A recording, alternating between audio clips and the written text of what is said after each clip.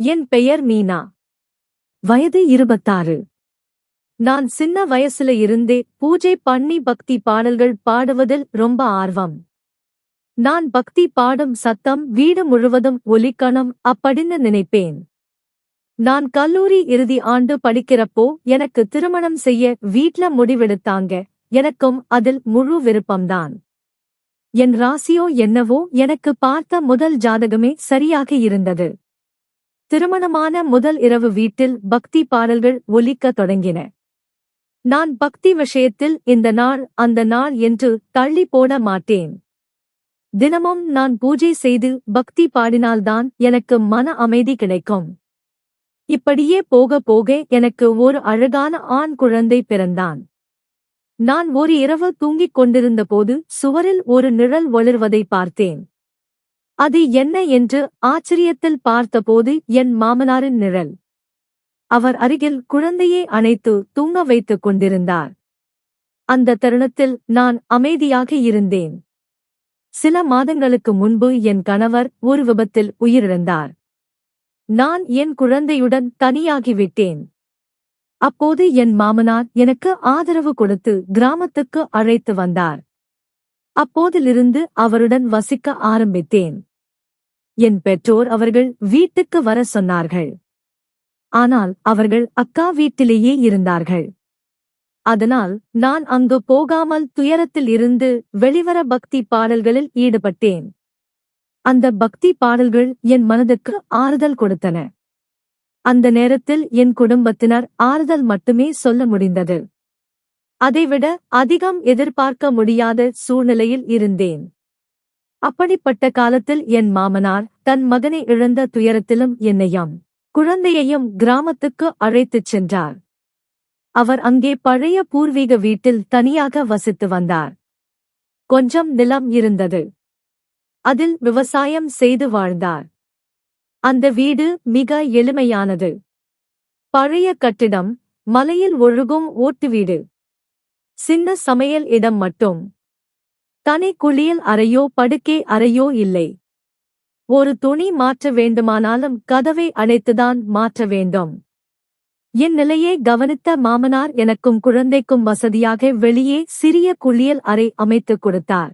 அந்த அக்கறையும் ஆதரவும் என் வாழ்க்கையை புதிய பாதையில் கொண்டு சென்றது. முதலில் அந்த பழைய வீட்டில் நான் உள்ளே இருந்தேன். மாமனார் வெளியே திண்ணையில் படுத்துக் கொள்வார். நான் பலமுறை உள்ளே வந்து படிங்கள் என்று சொன்னாலும் அவர் மறுத்துவிட்டார்.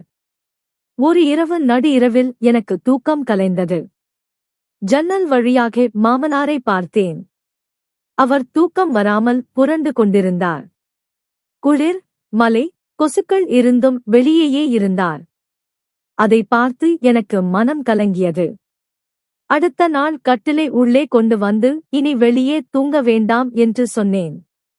அந்த நாளிலிருந்து அவர் உள்ளே படுக்க ஆரம்பித்தார். அந்த காலத்தில் தண்ணீர் குடிக்க வேண்டுமானாலும் எளிதாக இல்லை. அவருக்கு வயதாகிவிட்டதால் சில சமயம் எழுவார். லைட் போட்டதும் சுவரில் நிழல் தெரியும். ஒரு நாள் நடு இரவில் சுவரில் நிழல் தெரிந்தது. மாமனார் குழந்தையை தூங்க வைத்துக் கொண்டிருந்தார். அந்த தருணம் எனக்கு என்றும் மறக்காத சம்பவமாக மாறியது. இந்த சம்பவம் குடும்பத்தில் புரிதல், மரியாதை, அக்கறை எவ்வளவு முக்கியம் என்பதை கற்றுக் கொடுத்தது. அந்த இரவில் சுவரின் நிழலை பார்த்தவுடன் என்ன செய்வது என்று தெரியவில்லை. மாமனார் கண்களை மூடி துயரத்தில் இருந்தார். நான் அமைதியாக இருந்தேன். தண்ணீர் குடிக்க வேண்டிய எண்ணம் வந்தாலும் கட்டுப்படுத்தினேன். ஒரு கட்டத்தில் பொறுக்க முடியாமல் எழுந்து வெளியே சென்று தண்ணீர் குடித்துவிட்டு வந்தேன். திரும்பி வந்தபோது மாமனார் அமைதியாக படுத்திருந்தார். நான் கேட்டேன், மாமா உடம்பு சரியில்லையா? அவர் மென்மையாக சொன்னார், இல்லை, கொஞ்சம் எரிச்சல் இருக்கு. அதான் பார்த்தேன். அந்த நேரத்தில் அவரின் எளிமையும் பெருமதிப்பும் என்னை உணர்ச்சி வசப்படுத்தியது. அந்த நேரத்தில் அவர் என்னை தவறாக புரிந்து கொள்வாரோ என்ற கவலையும் இருந்தது. அவர் நின்று கொண்டிருந்ததால் நான் உள்ளே சென்று எண்ணெய் எடுத்து வந்து, மாமா, இதை போடுங்கள் என்று சொன்னேன். அவர் சிரித்து நன்றி சொன்னார். அந்த சிறு உதவி எங்கள் உறவை இன்னும் வலுப்படுத்தியது. பெரியவர்கள் மீது அக்கறை காட்டும்போது புதிய உறவு பிறக்கிறது. அந்த நாள் முதல் மாமனாரை புதிய பார்வையில் பார்க்க ஆரம்பித்தேன். அவர் எனக்கு மாமனார் மட்டுமல்ல, கடினமான காலத்தில் துணையாக நின்ற நல்ல மனிதர். காலம் நகர்ந்தது. நானும் இயல்பு வாழ்க்கைக்கு திரும்ப முயற்சி செய்தேன். காலையில் வீட்டை சுத்தம் செய்து பூஜை அறையில் விளக்கு ஏற்றினேன். பக்தி பாடல்கள் பாடுவது தினசரி வழக்கமானது. என் குழந்தை வளர வளர அந்த பாடல்களை கேட்டு சிரித்தான். அதை பார்த்த மாமனாரும் மகிழ்ச்சியடைந்தார். ஒரு நாள் கிராமத்தில் உள்ள கோயிலில் பக்தி நிகழ்ச்சி நடைபெறுவதாக அறிவித்தார்கள். என்னையும் பாட வருமாறு அழைத்தனர். மாமனார் ஊக்கப்படுத்தினார். அந்த மாலை நான் பக்தி பாடல்கள் பாடினேன். அனைவரும் பாராட்டினார்கள். என் கண்களில் ஆனந்த கண்ணீர் வழிந்தது. மாமனாரின் முகத்தில் பெருமை தெரிந்தது. வீட்டுக்கு திரும்பும் வழியில் அவர் சொன்னார், என் மகன் இருந்திருந்தால் இன்று ரொம்ப சந்தோஷப்பட்டிருப்பான். அந்த வார்த்தை எங்கள் துயரத்தை நினைவுபடுத்தியது. ஆனால் ஒருவருக்கு ஒருவர் துணையாக இருப்பது முக்கியம். அன்றிலிருந்து ஒவ்வொரு வாரமும் கோயிலில் பக்தி நிகழ்ச்சியில் கலந்து கொண்டேன். கிராம மக்கள் எங்களை ஒரு குடும்பமாக மதித்தனர். வாழ்க்கையில் இழப்புகள் இருந்தாலும் அன்பு, மரியாதை, புரிதல் அந்த வலியை குறைக்கும். என் வாழ்க்கை அதற்கு சாட்சி.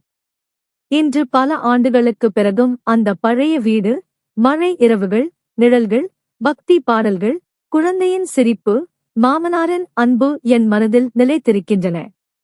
ஒரு குடும்பம் இரத்த உறவுகள் மட்டுமல்ல, அக்கறை, மரியாதை, தியாகம் அந்த உறவை நிலைக்க செய்கின்றன. அந்த உண்மையை என் வாழ்க்கை கற்றுக் கொடுத்தது. இந்த கதை உங்களுக்கு பிடித்திருந்தால்